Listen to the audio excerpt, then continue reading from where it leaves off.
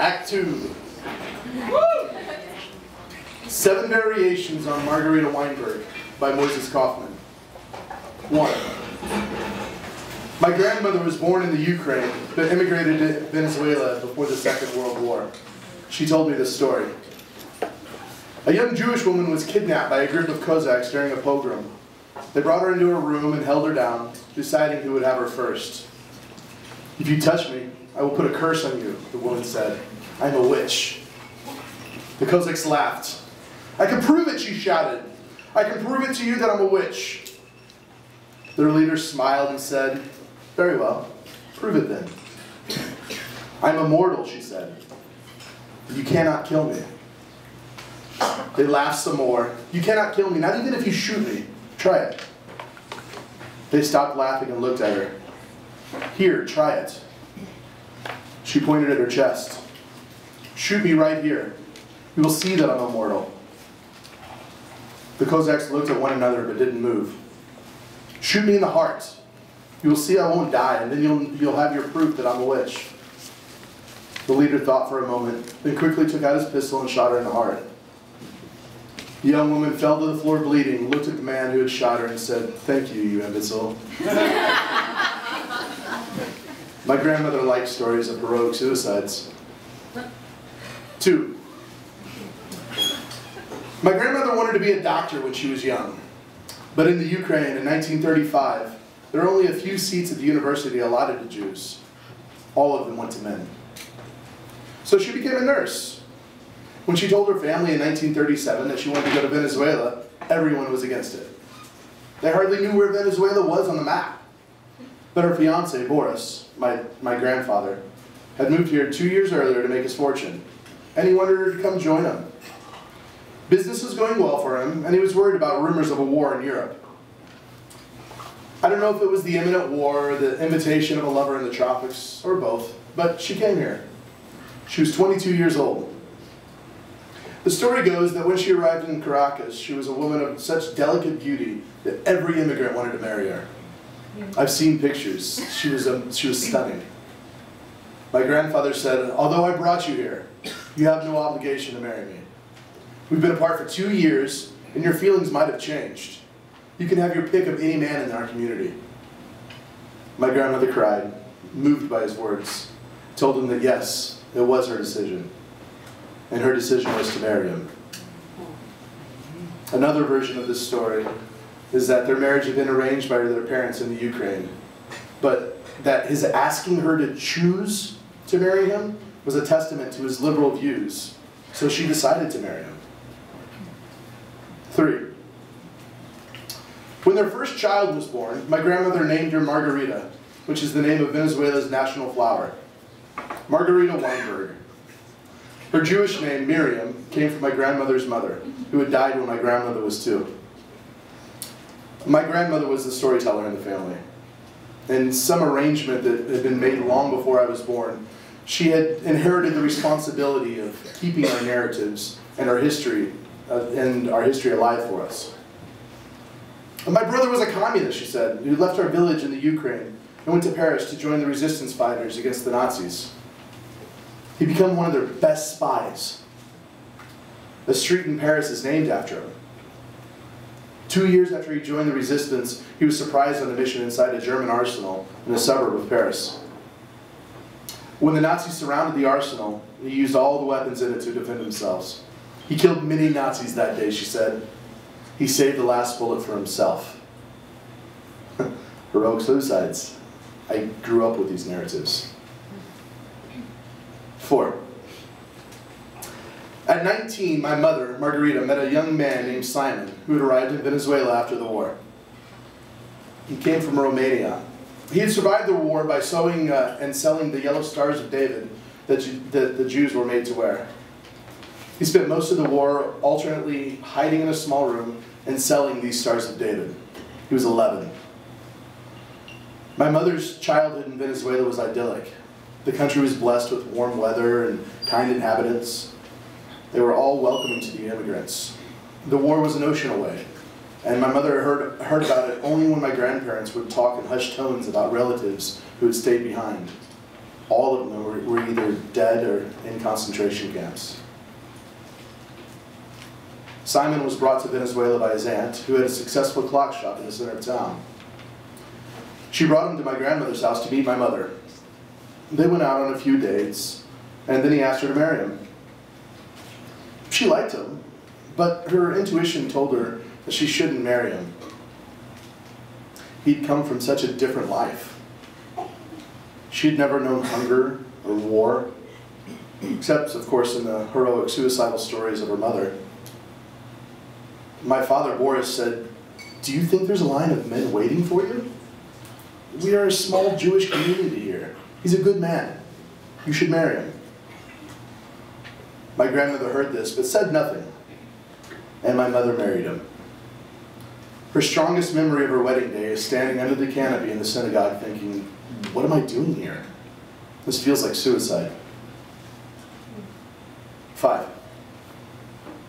Their marriage was a disaster. My mother's intuition about Simon, my father, was absolutely correct. They were from two totally different worlds. My father's Eastern European upbringing, already stern and strict, had then been further hardened by the war. He loved Spinoza and Schopenhauer and other severe European philosophers.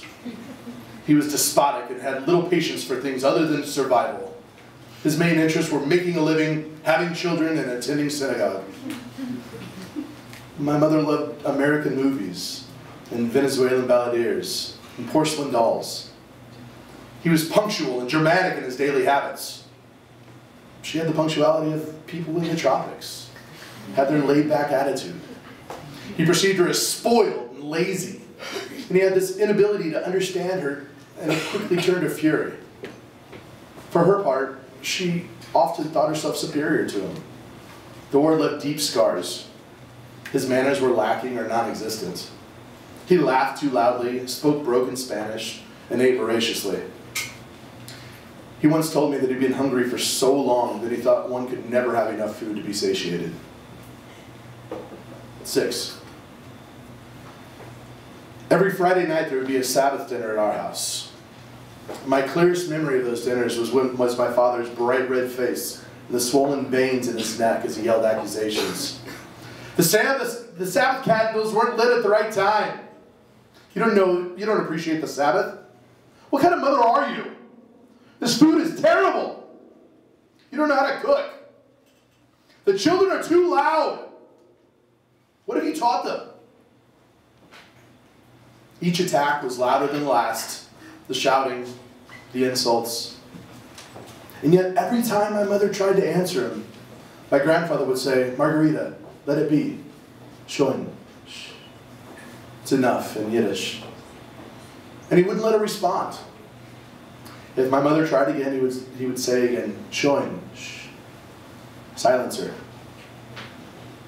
Perhaps he thought this was the best way to diffuse the argument. Perhaps he himself was afraid of my father. Perhaps he felt a little pity for him. Whatever the reason, my mother was always the one encouraged to silence. "Just let him have his way," my grandfather would tell her. "Who cares?" But the most striking thing to me, even as a young boy, was that my grandmother would watch and listen and never say a word.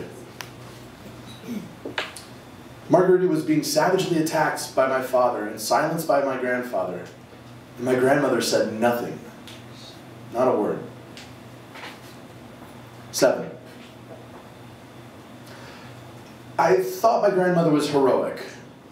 She had to be, to cross the Atlantic, to settle in a small Latin American village without knowing the language, to raise 3 children in this new land, and to bear the responsibility of keeping our narratives alive.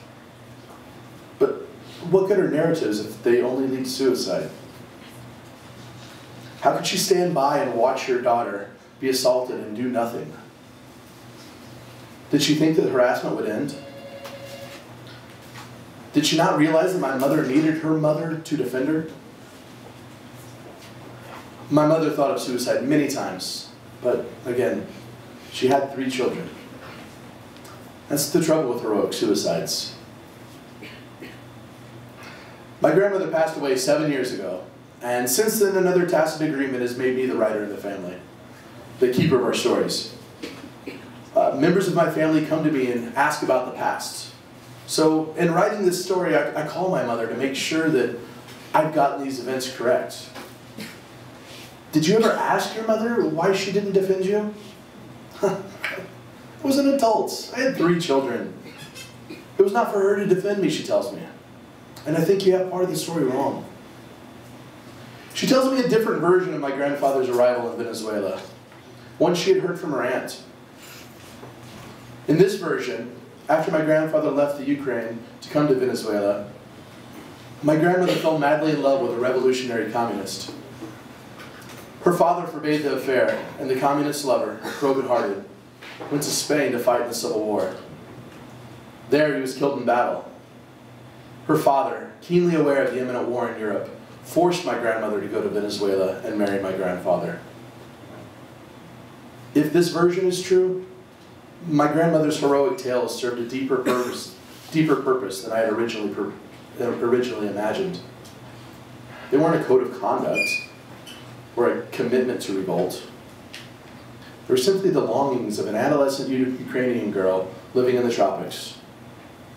Heroic actions that she could fantasize about but never act upon herself. The real lesson she had learned from her father was compromise to survive. The heroine of my grandmother's pilgrim story might have survived had she compromised. Her brother would have been captured and maybe even lived a few more years had he not used the bullet on himself. But they decided against it. These stories were not the road. These stories were the road not taken, the life not lived. And hence, she could dream them, but she could not really teach her daughter how to act on them. Suicide was good in fiction, not good in reality. In reality, silence and obedience seemed to secure survival. And heroism was a virtue to admire in a novel or a transatlantic journey, but not a recipe for life. My mother eventually divorced my father, then married him again, and divorced him again. That was 10 years ago. I'm glad you're writing this down, she tells me. It certainly doesn't have the flair of my grandmother's stories, she smiles. It took me a long time and many rewrites, but I finally left your father, and I'm satisfied with that outcome. She pauses, and that it didn't end in suicide.